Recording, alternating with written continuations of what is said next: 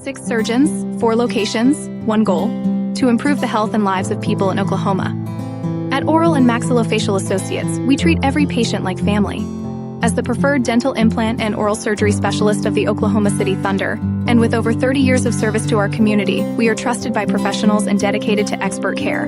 With 4 convenient locations around the metro area, we are here for you. Trust the experts at OMA. Visit our website, www.omaok.com. Hello and welcome, football fans, to the Skordle Pay Dirt Pick'em Show. I'll be your host tonight, Andy Campbell. And I'm joined tonight, as always, by Tom Nelson, Mark Rogers, and Jacob Diesehorst. We have 2 special guests on tonight, Jacob Unruh and Sean Meek. Jacob has covered Oklahoma high school sports for years and currently works as a deputy sports editor for the Oklahoma newspaper. Appreciate, Jacob, you coming on tonight. Our second guest, you'll recognize, Sean Meek. He's been on our show many times, friend of the show. He was the athletic director and head coach for the Luther Lions for a number of years. Sean has left those positions and is now an administrator at Eastern Oklahoma County Technology Center in Choctaw. Coach Meek, good to have you back. We have 2 Skordle games of the week this week, and we're going to be talking about those in just a few minutes after we discuss our other network games. Let's go ahead and get started. We'll start the show with a really good matchup between a Class 2A2 Stroud and A1 Tonkawa. The Bucks are 2-0 after an impressive 27-21 win against Fairview on Friday. Stroud also had an impressive win last week with a 42-34 defeat on the road at Pawnee. Stroud won this matchup 28-0 a season ago. But Mark, who gets the big win in Stroud on Friday? I'm 0-2 picking Stroud games this year. Picked them to beat Chandler in week 0 or week 1. Then picked Pawnee to beat Stroud last week. And so I'm going with Tonkawa this week after that win over. It was a heck of a win over Fairview last week. And so I think the Buccaneers are building some momentum, had them in the rankings in Class A for the first time this week. So I'm going Tonkawa over Stroud. Tom. El Tonkawa had that statement win last week over Fairview. Lucas Keith is a bulldozer of a halfback for the Bucks. He ran really hard against Fairview. Gavin Ward leads that defense. They put the heat on Aiden Nightingale last week, and then Loudon Alexander had a couple of interceptions for the Bucks. Coach Harmon has put together a great staff of coaches as well. I tell you what, Tonka has always had that great tradition, and they're right back there. I think the best is yet to come for the Bucks, but they're going to walk into an ambush at Stroud. I think the Tigers have enough in the tank to get the win, so I'll take Stroud. It's going to be close. It's going to be a great game. Sean Meek. Yeah, that's one of those ones that it feels like it's going to kind of be a grind. It's a tough one to pick. Tom coming in 2-0, Stroud 1-1, tough loss to Chandler. Chandler's a good team. I agree with a lot of points that Tom made. You feel like it's just going to kind of be a grind and be a close game. I think Stroud being at home, I'll probably pick the Tigers to win a close one at home this week. Jacob Unruh. Well, if Mark is 0-2 picking Stroud, I'm going to go opposite of him. I'm going to take Stroud. Yeah, I picked Stroud in week 1. It's not I'm picking against him every week. Well, but you've been wrong every time, so I'll go opposite. Hey, that's good. Probably the best strategy on the show, to be honest. When you get these kind of matchups like this, when you're talking about 2 teams, that the game's going to come down to what team plays better, what team doesn't turn the ball over, what team, makes big plays, who has time of possession, all the little things that us guys that know football inside out know is what determines a game of 2 teams. I like watching that Tennessee and Georgia game the other night, right? Missed field goal, it's a little thing sometimes. And for me, this game comes down to the little things. That's why I like Stroud in this one, 26-20. I got them a 3.5-point favorite at home. I think Tonkawa have a little bit of a letdown coming off their upset over Fairview last week. And I think Stroud's I agree with Tom. I think Stroud is a team that's going to be a lot better than they showed early in the season. I think they're a playoff team. Andy, we put you down for Stroud also? Absolutely. We'll go with the Tigers. That's good. Opposite of Mark. 2 of the most storied teams in small school football square off in Oklahoma City with Millwood at Heritage Hall. Falcons are 0-1 on the season after a 22-10 loss against 4A Douglas last week. Heritage Hall won 30-0 at Clinton before a 35-6 loss at a buzzsaw Lincoln Christian team 2 weeks ago. Mark, we'll start with you again. Millwood at Heritage Hall. It's a little bit of a rebuilding year for Millwood, and they waited and chose not to play in either week 0 or week 1, and last week lost to Douglas. They won the Soul Bowl for the first time since 2015. Coach Turner's doing a really good job at Douglas. This is, I think Millwood can get better as the season goes along, but this is a young team, and I think that asking them to win at Heritage Hall is too much. And if the panel goes against me all on this one unanimously, I'm walking off the show. Tom Nelson. Yeah, these two teams have played every year since 2018. That's the last time Millwood won in the series. Last year's game was the tightest in that last 8 years or so. The win 30-27 for the Hall. And as you said, both teams coming off losses. Millwood has lost 6 games over the last 3 seasons, 3 times to Washington in the state championship game and 3 times to Heritage Hall in September. I'm going to go with Mark. I'll pick Heritage Hall to win again on Friday night. I guess Mark has to stay on the show a little bit longer. Yeah. Thank you. Coach Meek, let's go to you. Millwood at Heritage Hall. Yeah, you guys said it, Andy. These teams have had some classics over the years. I watched a ton of Heritage Hall Millwood film just over the years. They always seem to play early in the year, and we were coaching against them. Luther playing against Millwood. Just seemed like we watched a ton of film on these guys every year. They've played some classics over the years, but unfortunately, I don't think this year is going to be one of those. I just don't think Millwood's got the firepower to keep up with Heritage Hall this year. So I'm going to take Heritage Hall pretty comfortably this week. Jacob Unruh. I remember when they first started playing this series each other, Marcus Major Jr. and Demarion Houston and Heritage Hall was loaded.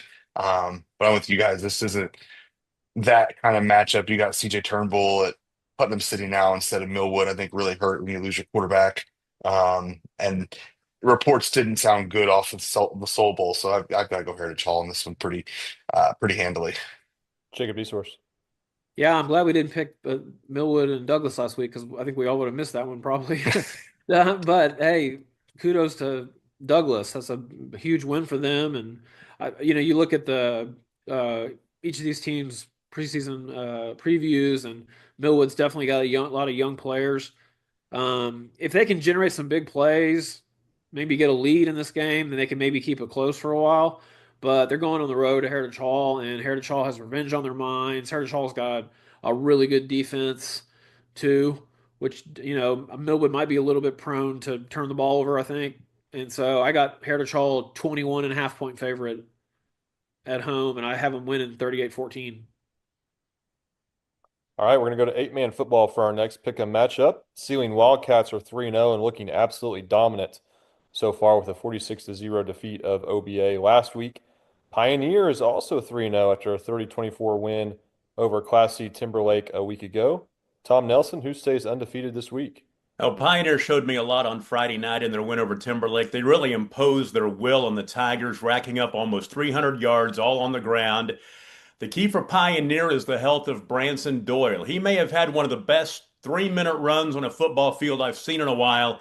He had a couple of big sticks on Timberlake's opening drive. They went 3 and out, actually went for it on 4th down. Then 39 yards rushing and a touchdown on Pioneer's opening drive before he got hurt making a tackle and left the game and didn't come back. His teammates picked him up, though. Gabe Umstead had 154 yards rushing and a couple of touchdowns. Pioneer coach Gus Overstreet told me that Branson's not going to miss this game, and that's going to make this interesting. Sealing has been the dominant. They've been dominant in wins over Snyder, Laverne, and OBA. Pioneer is looking for their first 3-0 start since 2021 and trying to knock off another top team. I think the Mustangs have something for the Wildcats, but I don't think they have quite enough. I got to pick Sealing. Mark. I think Sealing will win, but it is a really good year for Pioneer. I think the best team that they've had in a while. Have them hop into the rankings early on the season. So I think Pioneer is in their division, Class B Division 1, is going to make some noise. But I think that how about Class B Division 2 this year? I mean, it's loaded. I mean, they've got the best team, I think, in 8-man and Walika. Sealing is right there next to them. And you're having good years from O'Keen. Coyle is doing an incredible job so far. So that's maybe the most competitive class from top to bottom, like in the top 6 or 7 teams that there is in the state. But so I'm going to go with B2 Sealing to get the win over B1 Pioneer. Jacob Unruh. In all the years I've covered high school sports, especially the last years, I've never liked picking against Sealing much on the football field. It seems risky in my business. So I think I'll stick with Sealing on this one. That's the way I felt about Washington until a couple of weeks Yeah, ago. yeah, exactly. I haven't done picks for our paper in years now, but there were certain teams that you kind of knew, like you don't pick against them much, and Ceilings had that way, been that way for a while. Yeah, we're going to talk about Carl Albert here in a few minutes as well. Sean Meek, let's go to you. Yeah, I haven't had a chance to watch much eight man early this season, admittedly. So haven't seen these two teams in depth yet. But it's just one of those games on paper you feel like it's another really tough game to pick, probably a really close game. Both teams coming in undefeated, both putting up points, having impressive wins early. So I see it being pretty competitive. But I got to go with my guy, Coach Manuel, up in Ceiling, and picking the Wildcats to get it done. Jacob Easorst. Yeah, Pioneer. That's one of the biggest wins Pioneers had in a few years last week. It's got to be one of those wins that you know your program's going back in the right direction, and that's it's good to see that. It's good to see Pioneer. They're going to be a playoff team this year for sure, but they're going to be the underdogs at home Friday night when Ceiling comes to town. Ceiling's battle tested. They've got a hard nosed defense. In 8-man football, when you're holding teams to, 8 points, 16 points, and winning and still blowing teams out, that means you got good defense year in and year out. So that's why Ceiling's a favorite to be a state champion this year, I think, and that's why they're going to be right there when it gets cold out and it's playoff time. I got Ceiling 8.5 point favorite on the road at Pioneer, and I think it stays just a hair closer than that, 30-22 Ceiling. Half point Skordle.tv. closer. Sorry, If you guys Jacob. were listening to me. Skordle.tv, Skordle app for these matchups that we've talked about so far. Let's go to pick'em game number 4. Chandler suffered its first defeat of the season with a 42-13 loss at Lone Grove last week. Chandler will face another tough test playing up a couple classes against 4A Clinton. Red Tornadoes are 0-2 so far on the season after a tough overtime loss at Kingfisher last week. Mark, who gets a win in Chandler on Friday? I think that the Red Tornadoes get a win. They had an unbelievable game with Kingfisher last week. It was back and forth, and Wildland went into overtime. I think Easton Powell is going to be a really, really good player. Got a chance to be as good as his brother Caleb, who helped win a state championship for Clinton a few years ago at quarterback. He's doing the same kind of things, playing quarterback and playing good on defense as a sophomore. So I'm going to go with the Red Tornadoes over the Lugnut Lions. You're going to get a phone call about this here pretty soon, Mark. Well, I hope not. Lugnut's not going to be happy about that pick. Tom Nelson, let's go to you. Clinton at Chandler. Clinton's 0-2 for the first time since 2017. They're a young team. They're going to get better as the season goes on if they can stay healthy because they have a numbers issue at Clinton. They're kind of low on numbers for a 4A school. Chandler won that big rivalry game against Stroud, then laid an egg last week, losing big to Lone Grove. Got a couple of teams hungry for something to hang their hat on going into district play next week. This is one of those kind of coin toss kind of games for me. I'm going to go with the home team. I'll take the Lions, so Lugnut can be happy with me. Sean Meek. That's a big sacrifice just to make Lugnut happy with you. Yeah. Well, we know Lugnut's watching. Hey, for sure. Exactly right. Sean Yeah. Meek is Yeah, Clinton coming in 0-2, like you guys said, don't really feel like an 0-2 team. They've had two pretty strong opponents out the gate, and Heritage Hall and Kingfisher, and you guys referenced that overtime loss to Kingfisher. So I agree with what Tom said. I think they're going to continue to get better throughout the year. Chandler's 1-1, but I just don't think they've played an opponent to the level of what Clinton's going to give them yet this year. So I'll take the Red Tornadoes. Close game, but I'm going to take Clinton to win. Jacob Unruh. Well, in my last minute research here, literally as you guys were talking, because I've done a ton of research for this, Clinton hasn't started 0-3 since 2015. I don't think it's going to happen again. So I will go with Clinton, much to the chagrin of Lugnut, who I love very much, and I hope he's recovering well. But I'm going with Clinton on this one. Jacob Easorst. Clinton's in a tough spot. They're kind of on the ropes early. 0-2, man. They need to bounce back. Luckily, district play hasn't started yet, so they still have something to build on. And losing that tight game last week at Kingfisher. Kingfisher's played 2 really good games, haven't they? Man, Kingfisher high school football, there's something to be said about some of these matchups, and this is one of those games that's hard to pick. I think it's kind of like, again, like I said, who plays better tonight? Chandler's at home. Clinton's got to avoid turnovers, but I expect Chandler to come out with urgency. Um, and I think it's going to come down to turnovers on this game. But I got to pick them. So, and like I said, because I picked against Chandler when Lugnutt was on the show a few weeks ago, and I got it wrong. I'm not picking against him this week, and so I got Chandler winning a toss-up, 28-27. Thanks for not leaving me on the island. I appreciate that. All right, guys, we're halfway through our network games. That's how I go 9-3, Tom. I listen to you whenever I'm not sure. That's why I'm 7-4. Yeah. We will talk about two teams that have not been mentioned yet on the show in 2025. The Sallisaw Black Diamonds, 1-1 on the season after a 27-rip shutout of Stigler 2 weeks ago back on September the 5th. Coach Tyler's team hosts Eufaula this Friday. Ironheads are 0-2 with losses to Vian and Sequoia Tahlequah. Mark, tell us about this matchup. I'll tell you what I think about this one. Eufaula is struggling a little bit this year. Sallisaw lost its opener to Pryor, who I think is one of the more underrated teams in the entire state. They've got maybe the best team they've had at Pryor ever. So I think that Sallisaw wins behind Dagan Grizzle. Great name, offensive lineman, baseball stud. Case Adams, their quarterback. Jackson Harris, their running back. And I think this one, kind of curious to see what the point spread is on this. I'm going to go with the Black Diamonds pretty comfortably over the Ironheads. Tom Nelson.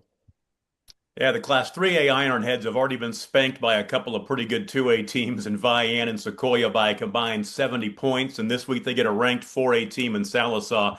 Eufaula hasn't started 0-3 since 2015. I'll predict that 10 years later it's going to happen again. I'm going to ride with the Black Diamonds on Friday night. Jacob Unruh. Oh, in my research here, I didn't research this game. Sorry. But I know that when you look at these scores, it points all to Sallisaw for me. And I have some college connections in Sallisaw, so I'll go that direction. Sean Meek. Yeah, you guys made a lot of the same points I was going to. Sallisaw coming in 1-1, lost to a really good Pryor team. I mean, Pryor scoring 50 points on everybody through 3 weeks. And then you look at Eufaula. I mean, they're coming in, giving up a ton of points on defense early in the season. So I don't see Eufaula keeping this game very close. I think Sallisaw is going to run away with it. Jacob Esource. Yeah, I'm glad we had a game like this of two teams that we hadn't picked yet this season, so I could learn a little bit about these two teams. Eufaula's, thus far had a tough time stopping people, and that's a problem when you come up against an offense like Sallisaw's, who's got Dagan Grizzle. I mean, how great of a name is that for Oklahoma high school football? 6'4", 245, beef up front, clearing the way for, Hunter Smith and Jackson Harris. These kids just sound like football players, don't they? And they're the Sallisaw Black Diamonds. That's got to be one of the best mascots in Oklahoma. I mean, that's got to be top 5, right? Right, Mark? It's good. I like it. Pretty good. Yeah. Right behind the Railroaders from Winoka somewhere. I'd like to have a few of their mascots in my pocket right now. Yeah. Well, I'd love to talk more about Eufaula, but I think they're in for a long night on the road at Sallisaw. I got them 28.5-point dogs, and it might get worse than that. But actually, I think Eufaula comes on the little back door at the end, and Sallisaw wins it 48-20. All right, we discussed a backdoor cover by the team that lost by 28. All right, we discussed the Class 4A Blanchard Lions on the show last week. The Lions will try to rebound after a 63-40 loss at Newcastle by traveling to Guthrie to take on the Blue Jays. Tough 2 weeks there for Blanchard. Guthrie 1-1 after a loss to Tuttle and 0 week that Mark and Adam called here on the Skordle Network. Then a 42-10 win over Duncan a week ago. Tom Nelson, who gets the win on in Guthrie on Friday? Well, Blanchard was down 21-0 early to Newcastle, playing catch up all night long. Noah Smith threw for 496 yards in that game. Guthrie, as you said, beat Duncan pretty handily. Last year's game was a shootout. Blanchard won 33-24. I don't think Guthrie's going to lose this one at the Rock this year. I'm going to go with the Blue Jays. Mark. I agree.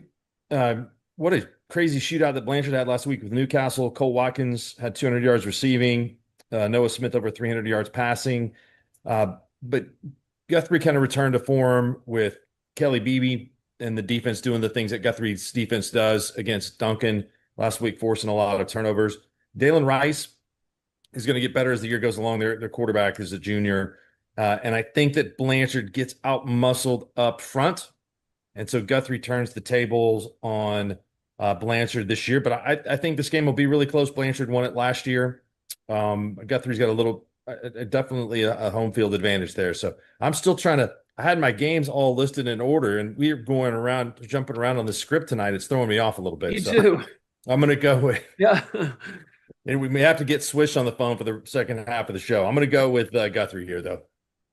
Just for the record, I sent a text to all the people on the panel before the show as to the order of the games we're picking. And we did have a late switch in the script, but that's been the only switch. So what Mark is referring to, I think, is a little harsh, but that's okay. He can have his. You guys remember that scene in Wizard of Oz when they pulled the curtain back and the wizard behind there? Everybody's like, "Oh, yeah, That's how we do this That's show. so cool after all." My fault. That's My Adam. fault. That's what I'm talking about. It's Adam. I'm sensing some hurt feelings here, guys. No, sorry. Well, Mark's got to get some jabs in. He might have to split a steak later. I'm not sure, but we'll see what happens. We'll go to Sean Meek, Blanchard at Guthrie. It was a game I kind of been going back and forth on, trying to figure out which way I wanted to pick this. I think Guthrie's going to be able to move the ball on Blanchard defense. I think they're going to be able to put up some points. I think both teams will put up some points, but I think I'm going to take Guthrie to get it done at home in the best, in my opinion, the best high school football venue in the state of Oklahoma at the Rock and Guthrie. I'm going to take the Blue Jays. Jacob Unruh. First of all, there is no debate about the best stadium and being Guthrie. There's no other debate. I mean, I don't know what you put up with Guthrie. I've always argued that. This matchup excited me. I was excited to see Lance Manning get back on the sideline. First of all, at Blanchard, I think that's really cool. Good guy. Obviously, the offense is going well with Noah Smith last week. That was crazy. But you guys brought up physicality, and I think Guthrie is always known for that, especially under Kelly Beebe. Talking with some of those guys at our media day, they look like the prototypical Guthrie guys that are just big, physical, mean kids when they're blocking and stuff. And so I think that's going to ultimately win out. And I'll have to go with Guthrie at this one on the home field advantage too. Jacob Esource. I'm going to bring up Deer Creek soccer for the first time all season, which is hard to believe because that's all I talked about for like 4 years. But one of the honors of my lifetime was when I got to help assistant coach Deer Creek middle school soccer, and we went and played at Guthrie and played a game on that field, a soccer game. Of course, Deer Creek won 10-0, but that's neither here nor there. My point is I got to coach there, and it was awesome. And everybody, and you're right, Jacob. That is number one on the list. It's going to be a great game too. Great football. I don't know if I've picked against Blanchard ever on the show. I don't think I have. But with players like Noah Smith back there slinging it, as much talent, skill talent as they have, but I don't think that's what's going to decide this game. I think it's going to be decided in the trenches, and I think that's where Guthrie has a big advantage, having a kid like Kellen Herzl Sr. back there, 14 tackles per game, I think, so far in the season. And they got some big, bad guys that can rush the passer, Gabe Jackson and Cade Barton on the defensive side. So I got Guthrie a 4.5 point favorite. And like I said, Blanchard won last season. It was a close game. But I got them a 4.5 point favorite at home. And I think Guthrie wins a shootout, 33-30. I do have to say something about the Rock real quick because you can talk about what a great place it is. It is a great stadium, but as a visiting radio guy, about 10 years ago, they put me in the stands on the visiting side. Luckily, the weather was okay, but they wouldn't let me in the press box. So I'm not a huge fan of the Rock like other people are. But Okay, I got two things to say here. Apparently, there were some other people that were upset earlier this year about being put outside. You guys don't know what you're doing because I've been put outside many times at games, Yeah. calling Class oh, 2A and Class A. So you're soft, Tom. That's not a big deal at all to be that's outside, especially if the weather's nice. Remember, I had to be outside when you were trying to do a 30-minute post-game show last year when it was 5 degrees, and nobody told me we were outside, and I almost froze to death. I had no clothes. All right, two. Nobody He's should not be bitter. worried if Lugnut's mad at anyone about picking against Chandler, or if somebody's mad because he's picked against the team when he goes to call their game outside. That's probably why he's outside anyway. Because Jacob just said that he beat Guthrie 10-0 and ran up the score in a soccer match. If We didn't run anybody the has a score. right to be mad at somebody, No, 10-0. My we did not gosh. run up the score. We just substituted. We had girls sit. I remember Deer Creek is 6A girls. We had 11 girls we played, and we took 11 of them off and You 11 should have on. played It was 7 good. as of late Wasn't running running up up the the score. score. No, it was we just played the first team and the second team. this Hey, show I hope is nobody gets put outside this Friday night. It's Yeah, going to be listen, 72 degrees and winds of about 5 miles an hour. Until all I know is you should try writing in cold weather on Yeah. a keyboard and stuff when you've been put outside a press box. That's happened plenty of times to me. until you've been at the visiting coach's crow's nest at Perry, and Perry. Perry in late October, early November. That's the best experience right there. That's a you have to death-defying climb to get up there in the crow's nest. Yes. Well, I got to say, what worries me a little bit about going to O'Keene, it's been a while since I've done a game at O'Keene, but I remember killer wasps in the press box the last time I was there. So I'm looking forward to that on Friday night. That's a There's problem. got to be some OSHA violations somewhere there at the Perry Crow's Nest. Yes, Mark, Look did at you the have a rough winds blowing time 40. at the press box of Lincoln Financial Field on Saturday? No, it was empty in there. They had some nice food and beverage, and then I went out and watched the rest of the game in the stands. So All right, let's go to Pick'em game number 7. It's our first Skordle game of the week.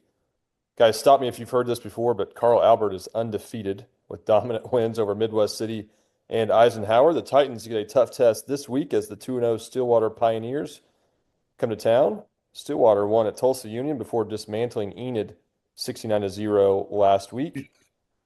Mark, give us a preview. Okay.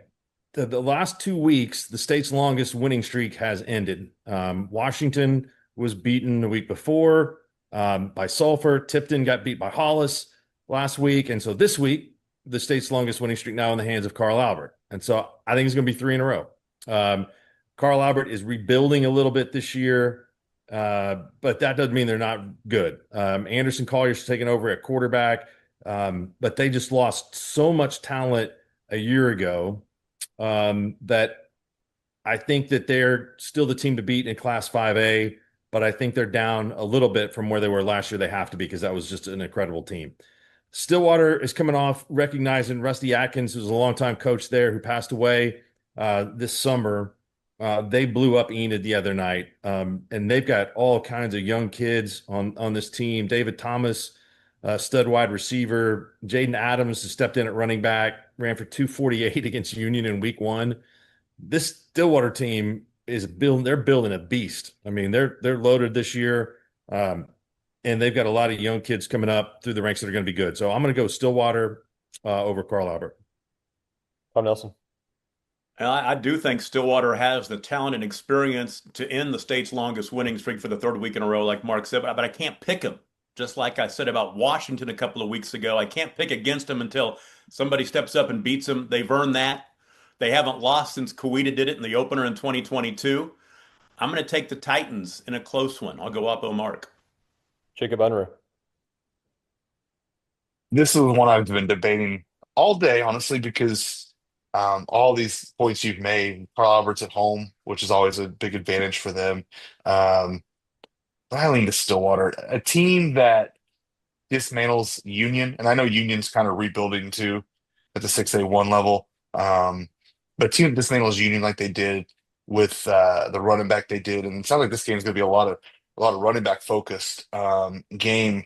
Uh, I just kind of lean Stillwater. It sounds like they're really doing something great out there, talking to some of our prep guys and stuff on our staff, and the talent that they have at Stillwater is really something. And I think they're gonna edge them, just be a really, really close game. Sean Meek. I think this is probably the most intriguing game on paper to look at this week. It's shaping up to what it looks like to be a really competitive game. You guys made a lot of the same points I was going to make. When you see Carl Albert's name out there, you want to pick Carl Albert because that's what you do. Stillwater hung almost 70 points up last week. Their talent level is there to go win this game, to push Carl Albert, but they also haven't faced a team that's got Carl Albert's roster talent yet. So I'm going to agree with Tom. I think until someone proves it to me, I can't pick against Carl Albert. Even though I think it probably makes some sense this week. Stillwater's got the people to do it. But I'm going to go ahead and take Carl Albert to get it done this week. Jacob Esource.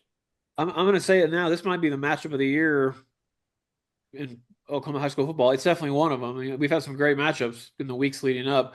Last week, my wife, who's a Stillwater High School alumni, had her 30th high school anniversary in Stillwater. So we were in Stillwater last weekend, and they played against Enid, who just happens to be my twin brother, Josh Dieselhorst, the less famous now brothers. He was more famous when we played sports. Now when we talk about him, I'm more famous. Anyway, our wives' alma maters played each other in Stillwater last week, and Tressa's beat Becca's butt, 69 zip. Cute fact, huh? Okay. This is gonna be a great football game. Like you said, I got Carl Albert a 1.5 point favorite. Stillwater going at Carl Albert. Man, this is a coin toss game. I had to decide whether to pick Stillwater 35-28 or whether to pick Carl Albert 28-24. Which one of those games is it going to be? Is it going to be a more high scoring game? Is Stillwater going to win, or is Carl Albert's defense going to be the difference? I have to go with Carl Albert's defense at home, and I don't see Carl Albert losing at home, despite how good Stillwater is. Stillwater's been on a run, but I think they're going to run into year in and year out the class of that side of the Oklahoma City. Carl Albert 28-24. All right, guys. Skordle.tv, Skordle app for that matchup. You can watch it for free. We're bringing back Todd Miller to call that game, and Sean Meek is going to be the analyst there with Todd. So looking forward to that call at Carl Albert on Friday. Let's go to our second Skordle game of the week, which takes us back to 8-man football in Class B2, where the 3-0 Okeen Whippets will host the 2-0 Wacomas Chiefs on Friday. Both teams have been very impressive in the first weeks of the season, but Okeen dominated this matchup a season ago. Tom, since you're calling the game, give us a preview. Well, first of all, I've got to thank Mark because I probably would have gone to the Enid High game on Friday night, and now I'll be in Okeen. So thank you, Mark. I appreciate that.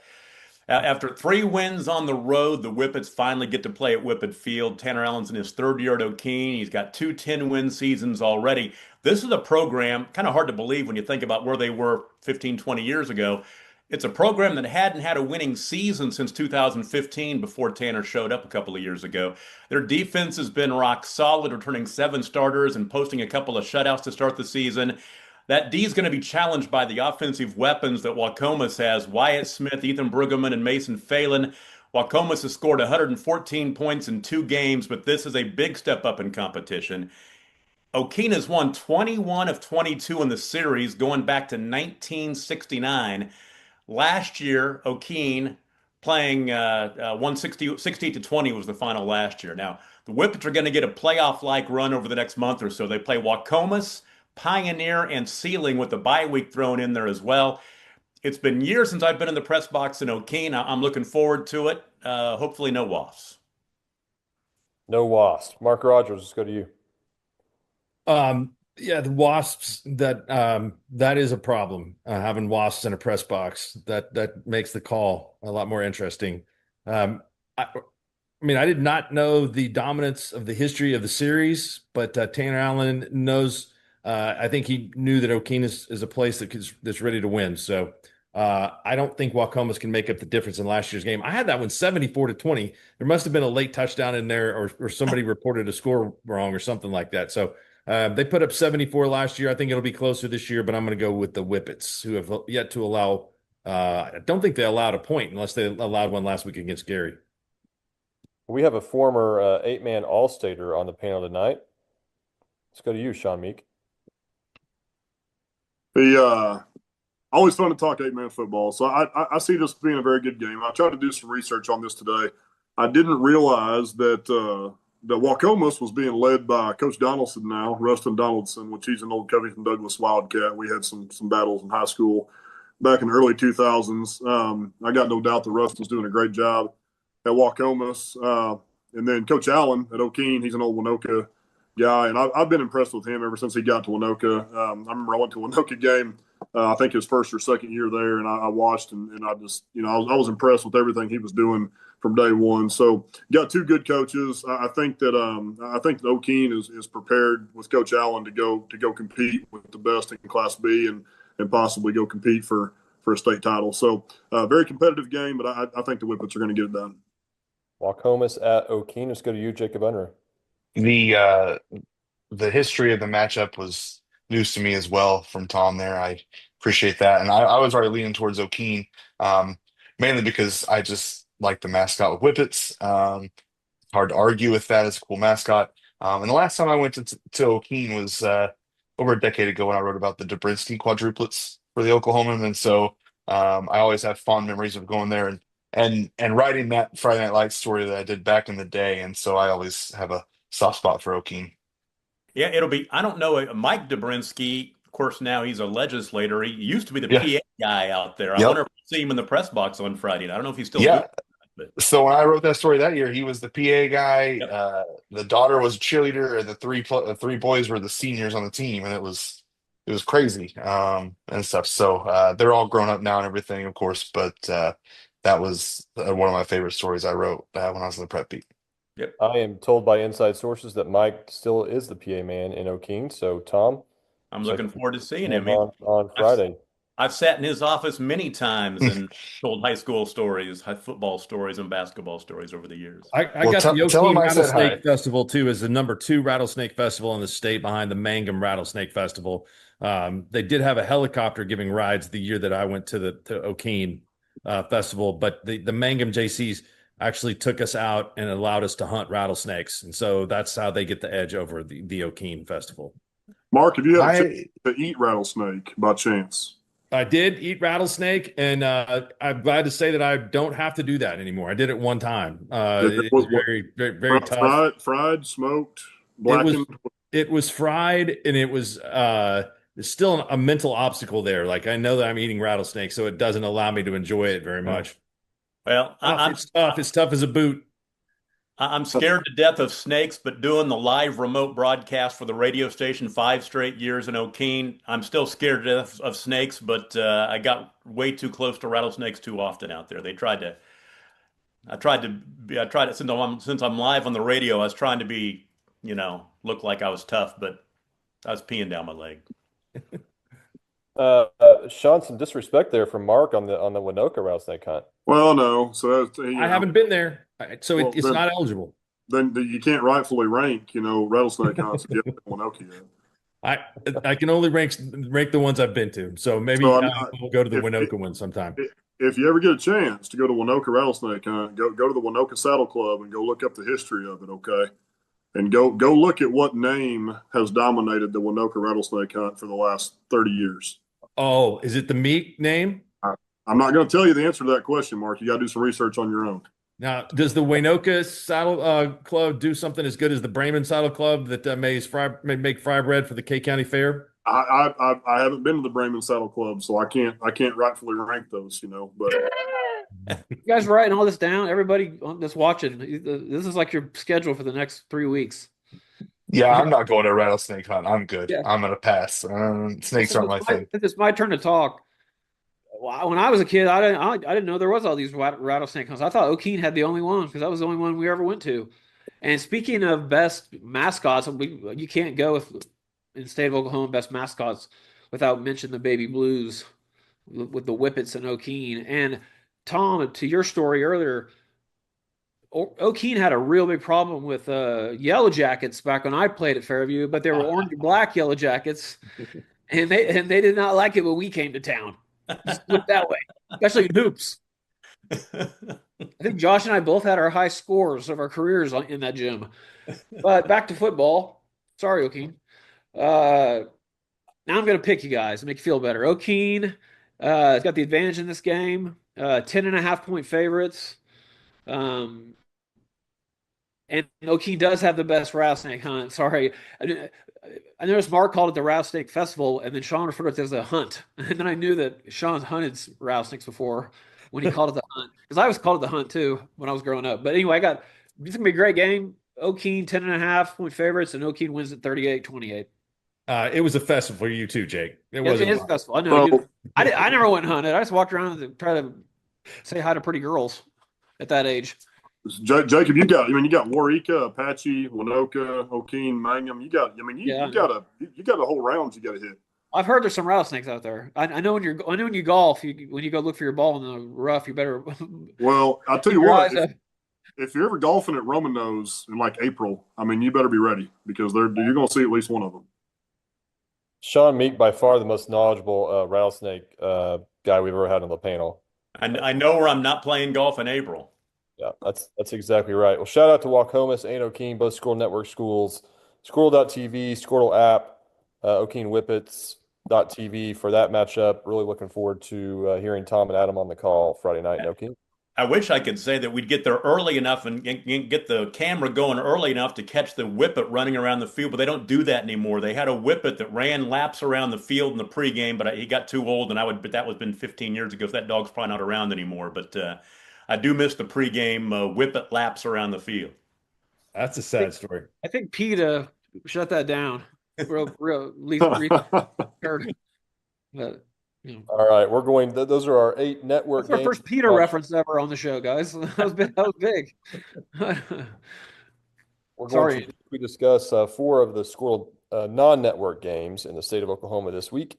Cannot watch these matchups for free on Skordle, but looking forward to seeing who prevails in these matchups. We're going to start Choctaw at Bixby. Mark Rogers. They had the big field opening last week at Hays, Kansas. They're pretty good. They took care of Choctaw. Choctaw had a nice rally kind of in the fourth quarter to get back and where it was close. This is another really tough test for Choctaw. I think the Yellow Jackets can be good. Stillwater, with the youth that they've got, has surprised me a little bit. Muskogee's 0-3 in that class. And so Sand Springs has played tough so far this year, but we might be headed for a Choctaw-Stillwater showdown in that class. But I don't think they're going to have it this week at Bixby. Good luck to anybody beating the Spartans this year. I think Lauren Montgomery's going to make it 8 in a row. So I'm going to go with Bixby. As a native Kansan, now in Oklahoma, who grew up and spent a lot of my formative years in Hays, I told the Hays High, the voice of the Hays High Indians last week, that the only way Choctaw had a chance to lose this game was if they were looking past Hays to Bixby this week. And then, of course, I'm not going to reach out and see what he thought about that result. I was very surprised. I mean, Hays, they're a 5A school, second largest class, enrollment-wise, probably about half the size of Choctaw. And I was very surprised to see that. And I talk up Oklahoma high school football all the time, but I've been kind of quiet this week to my friends back in Kansas. But I'm going Bixby this week after that. I think Bixby will probably take care of them, and it might not be that close. Jacob Unruh, let's go to you. Choctaw, Bixby. Bixby, I mentioned earlier there's teams you just don't pick against very often. Bixby's reached that territory for me. They're so loaded in talent. They're nationally ranked by national outlets and stuff. I don't think Choctaw has the horses to run this game very long. I think it's not going to be particularly close when it's all said and done. As much as I've liked what Jake Corbin's done at Choctaw, and I'm with Mark, I think they're kind of a favorite to go back to the title game. But there's just a huge gap between Bixby and just about everybody else in the state. So, Sean Meek.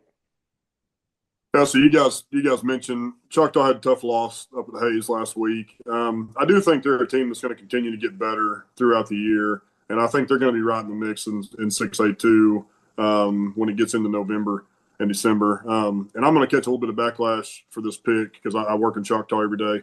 But there's not a team in the state that I would pick to beat Bixby right now in any environment, any situation. So I got to take the Spartans to beat Choctaw this week. Jacob. Yeah, it's been fun getting to pick these games like this on the show.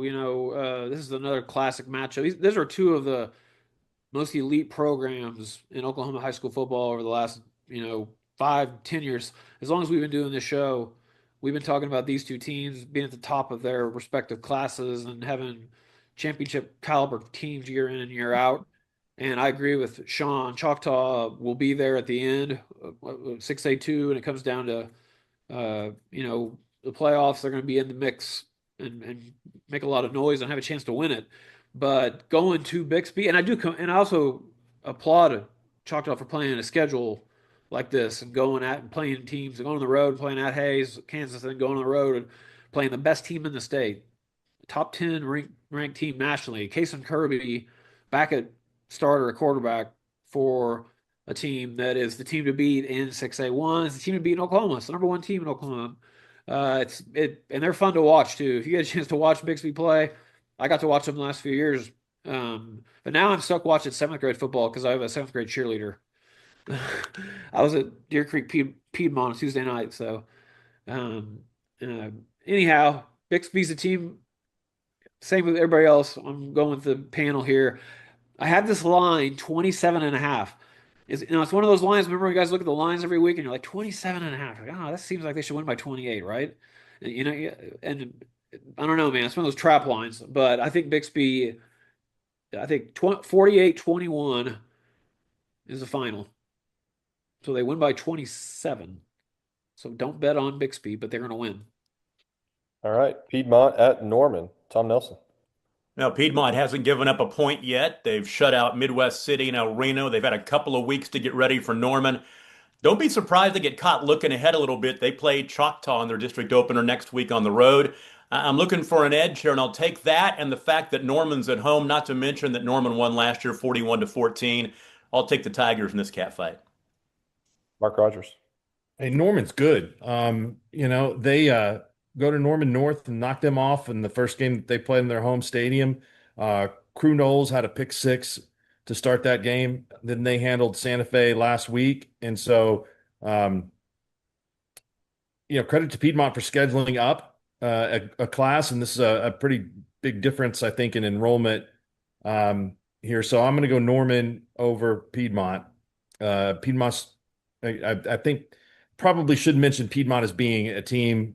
Piedmont and Putnam City, two pretty good teams. Putnam City won against Putnam West 75 zip. They play Choctaw coming up the first week of October, which should be a pretty good game. But I think that Norman's going to be too much for Piedmont at home. Sean Meek. You guys mentioned it. Piedmont coming off a couple shutouts to start the season. They're not going to shut Norman out this week. Norman's going to score some points. Big win for Norman over North last week. I think that kind of sent a message and just showed how good they're going to be. So Piedmont's going to give up some points this week, and I'm picking Norman to win the game. Jacob Unruh. I really want to pick the upset here to pick Piedmont. I like what Jeff Hall's done out there. What he's built out there is that school's expanded so much. I know he runs the flex bone offense that could give teams fits, keep the ball away. And their defense obviously is off to a really good start. But I just like what Norman's done too, and they're so athletic and so talented. I think it's going to be closer than some people would probably think it would be, but I think Norman will edge them. Jacob Resource. Yes, another great matchup. Piedmont going on the road, going up and playing Norman. Norman's got a pair of linebackers that make the line of scrimmage kind of a tough place to be. And Piedmont runs the ball, runs the split tee, runs the Air Force offense. So we're going to get to see kind of like Piedmont's strengths and Norman's strengths kind of collide. So this will be a good. I agree that this will be a closer game than a lot of people think, because Piedmont's a really really good team and better and getting better every year it seems like. But I got Norman a 14.5 point favorite at home, and I think they win the game 34-21. All right, let's go to Class A. Rejoice Christian at Christian Heritage. Mark Rogers.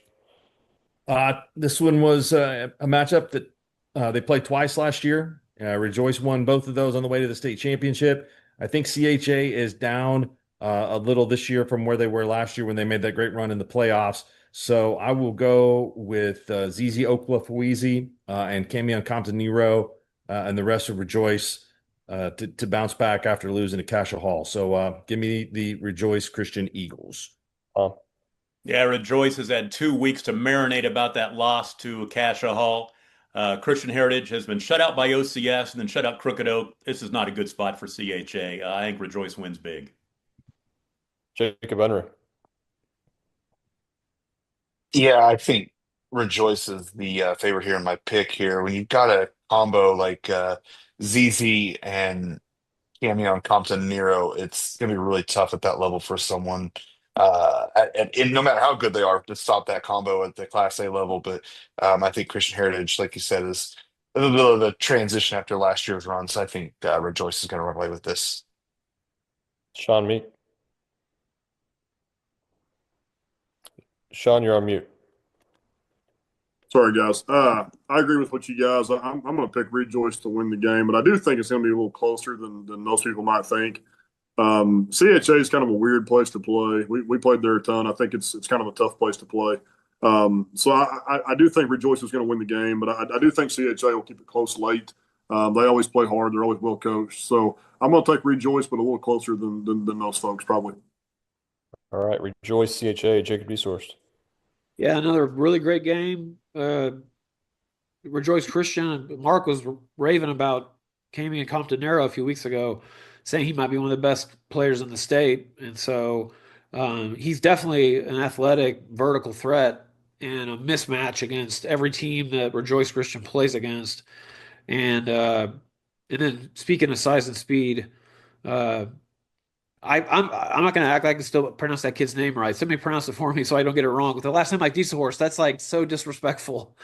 DZ Okafalizi. Okafalizi. I think that kid's going to be the difference in this game. And but I also agree that Christian Heritage at home, this isn't just going to be a walk in the park for Rejoice. I got them, but I do have them a two touchdown favorite on the road at CHA, and I think just too much talent from Rejoice Christian's the difference, and I have them winning the game 41-21. You know, so Mark and we both had to get ZZ Okafalizi's name in there just to once again to prove we knew how to say it. So definitely the names of the year in high school football this year. I believe he got an OU offer. He's committed to OU. Yeah, he's committed. I actually had one of our writers tell me how to pronounce his name the other day, and I wrote it down, and then I forgot to bring my note with me for this on how to pronounce it, so that's why I skipped it. So, how good is OU? Oh wait, we'll save that for another show. Oh. Everybody wants to talk about it. Let's go. All right, let's go to our final pick of the night, Pecola at Vian. Tom Nelson. Pecola is catching Vian at a bad time and place in St. John Stadium with the Wolverines coming off a loss. Pecola has never beaten Vian in 25 meetings going back to 1982, and they haven't even been close. In 8 games between 2012 and 2021, Pecola didn't even score a point. Last year was the closest it's been since 2010. The final was 67-34. I'm not going against that history. Give me Vian. Mark. The only thing I can add is that 8-year streak when they didn't score, they got outscored 494-0. Yeah, there's some ugly scores in there. I mean, ugly scores. 8 straight shutouts. That's crazy. I don't know. Braden Hardwick, 4 touchdown receptions this year for Pecola, 3 punt returns for touchdowns. And Pecola right now, I mean, we've seen the basketball team at the state tournament a bunch. They got a bunch of really, really good athletes. Adam and I called the game at Kiefer last year, and I was a little bit surprised at the result. I think Kiefer's still a young team, but they knocked off Vian and surprised them a little bit. I think I'm going to agree with Tom, but I don't think that it would be crazy to pick Picola in this game. But I'll go Vian and a tight one. Jacob Unruh. Yeah, I almost was going to lean Picola, but then Tom threw out those numbers, and then Mark threw the number two, and I I feel like I'll go crazy against Miami. But if you want to know a little fact about me, guess who the first high school football coach was I ever covered a game of? Let's go. Let's go. Brandon Tyler. Oh, Gary Willis. Gary Willis. He was at Keys when I was in college at Northeastern State, and he's the first coach I ever covered. So Nice.